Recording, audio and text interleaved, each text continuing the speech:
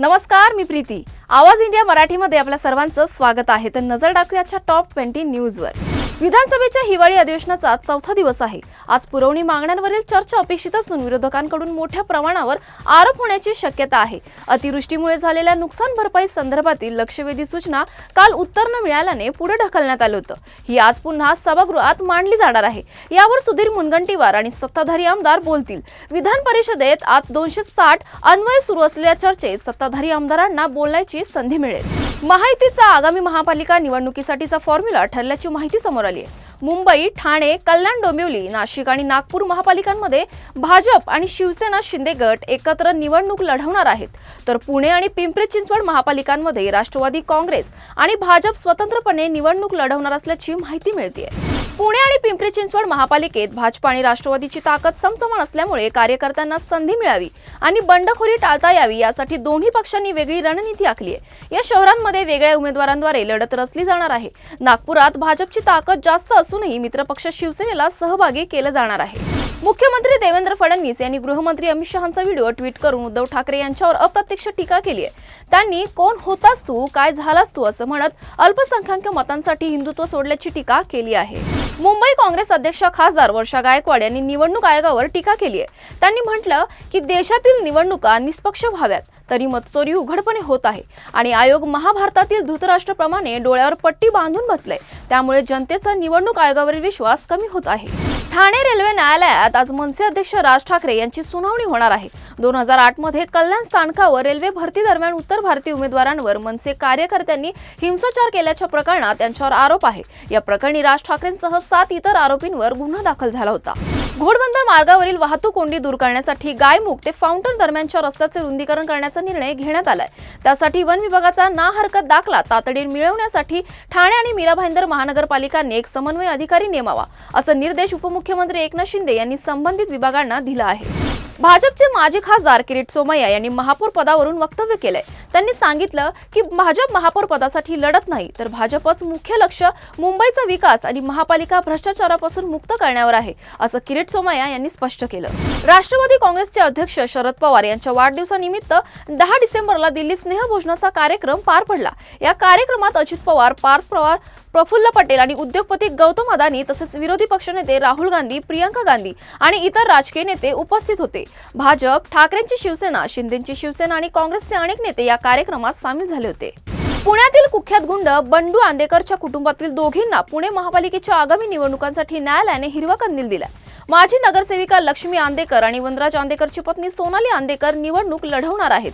बंडू आंदेकर सध्या नातवाच्या खून प्रकरणी न्यायालयीन कोठडीत आहेत। हडपसरमधील सह्याद्री रुग्णालयात उपचारादरम्यान ज्येष्ठ नागरिकाचा मृत्यू झाल्याने संतप्त नातेवाईकांनी रुग्णालयाचे प्रवेशद्वार फोडले आणि साहित्यांची तोडफोड केली। पोलिसांनी घटनास्थळी धाव घेत 7 जणांवर गुन्हा दाखल केलाय। पोलिसांनी नातेवाईकांना कायदा हातात घेऊ नका असं सांगितलं आणि रुग्णालयाच्या विरोधात तक्रार करण्याची सूचना दिली। नाशिकच्या तपोवनात आज हिंदू महासभेचे वृक्षतोडी विरोधी आंदोलन होणार आहे। यावेळी कार्यकर्ते वृक्षारोपण आणि वृक्षपूजन करत झाडे लावा, सरकारची जिरवा या घोषवाक्यासह आंदोलन करतील। मागील आठवड्यात देखील हिंदू महासभेच्या कार्यकर्त्यांनी याच विषयावर आंदोलन केलं होतं। आजच्या आंदोलनात हिंदू महासभेचे प्रदेशाध्यक्ष आनंद दवे सहभागी होणार असून ते सुरुवातीला मनपा आयुक्तांची भेट घेऊन त्यांना एक रोप भेट देतील। नागपूर हायकोर्टाच्या आदेशानंतर मनपा शहरातील अवैध होर्डिंग्सवर मोठी कारवाई करण्यात आली। 24 तासात 2803 अवैध होर्डिंग्स हटवण्यात आल्यात, ज्यामध्ये लक्ष्मीनगर झोनमध्ये 553 आणि धरमपेठमध्ये 133 होर्डिंग्स आहेत। अवैध राजकीय व व्यावसायिक बॅनर पोस्टर्सवर मनपा प्रशासनाने कडक कारवाई केली आहे। खामगाव शहरातील चांदीच्या बाजारपेठात एकाच दिवसात चांदीच्या भावात तब्बल 12,000 रुपये प्रति किलोची वाढ झाली आहे। त्यामुळे चांदीचा भाव 1,54,000 प्रति किलो झालाय। यावर्षी जानेवारीपासून आतापर्यंत चांदीच्या भावात 1,82,000 रुपये प्रति किलो वाढ झाली आहे, म्हणजेच सुमारे 115% वाढ झाली आहे। भारत आणि दक्षिण आफ्रिकेत सध्या 5 सामन्यांची T20 मालिका खेळवण्यात येते। या मालिकेतील पहिल्या T20 सामन्यात भारताने 101 धावांनी विजय मिळवत मालिकेत 1-0 अशी आघाडी घेतली। आज दुसरा T20 सामना खेळवण्यात येणार आहे। चंदीगडच्या मुल्लानपूर येथील महाराजा यादविंद्र सिंग आंतरराष्ट्रीय क्रिकेट स्टेडियमवर भारत आणि दक्षिण आफ्रिका यांच्यात दुसरा T20 सामना खेळवला जाईल। भारतीय महिला क्रिकेट संघाची उपकर्णधार स्मृती मानधना लग्न मोडल्यानंतर पहिल्यांदाच एका सार्वजनिक कार्यक्रमात दिसली। कार्यक्रमात कर्णधार हरमनप्रीत कौर देखील उपस्थित होती। या कार्यक्रमात तिला वैयक्तिक आयुष्यातील चढ उतारांविषयी प्रश्न विचारल्यावर स्मृती म्हणाली, मला क्रिकेटपेक्षा जास्त काहीच आवडत नाही। भारतीय जर्सीच माझी सर्वात मोठी प्रेरणा आहे।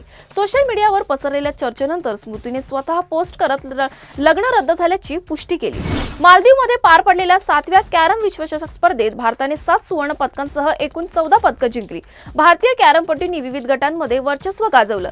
सांघिक प्रकारात भारताने सुवर्ण पदक जिंकले। पुरुष एकेरीत प्रशांत मोरेने तिसऱ्या वेळी विश्वविजेता होऊन सुवर्ण पदकावर आपला ठसा उठवला। पुरुष दुहेरीत अभिजित त्रिपणकरने सुवर्ण पदक जिंकलं। महिला गटात काजल कुमारीने दुहेरीत सुवर्ण पदक जिंकलं तर संदीप दिवेने रौप्य पदकाची कमाई केली।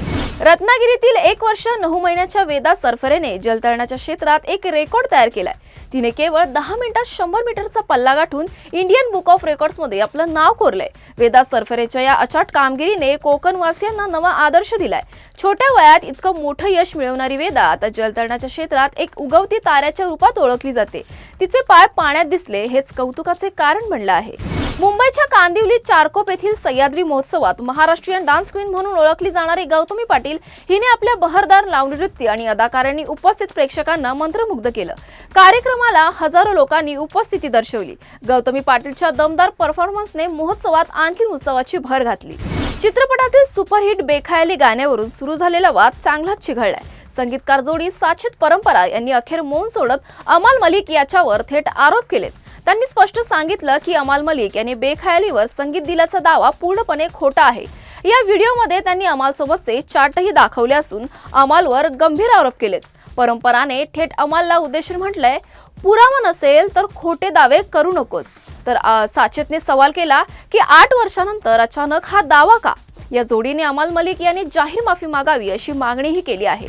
अशाच महत्त्वाच्या बातम्या बघण्यासाठी पाहत राहा आवाज इंडिया मराठी।